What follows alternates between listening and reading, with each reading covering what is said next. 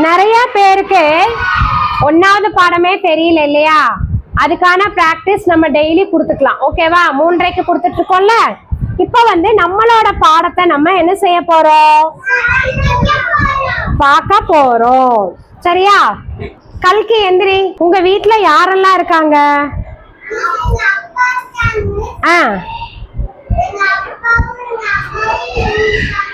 சரி,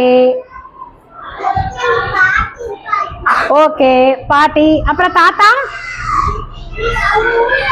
ஊர்ல இருக்காங்களா? உங்க கூட இல்லையா? சரி, ஓகே.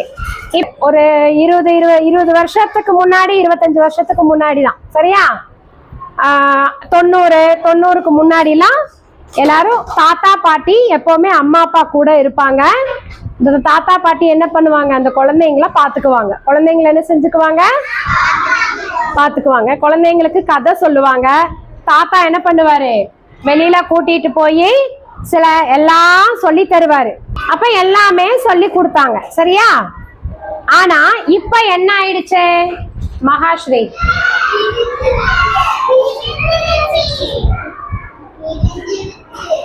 இப்போ பிரியல.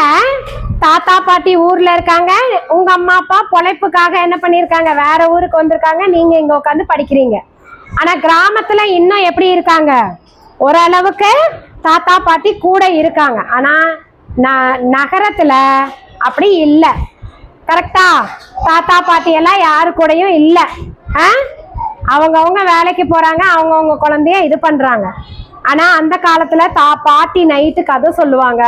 கதை சொல்லும் போது அந்த குழந்தைங்க ஒரு நல்ல வழியில போறதுக்கான என்ன செய்வாங்க? பாதையை அவங்களுக்கு உருவாக்கி தருவாங்க.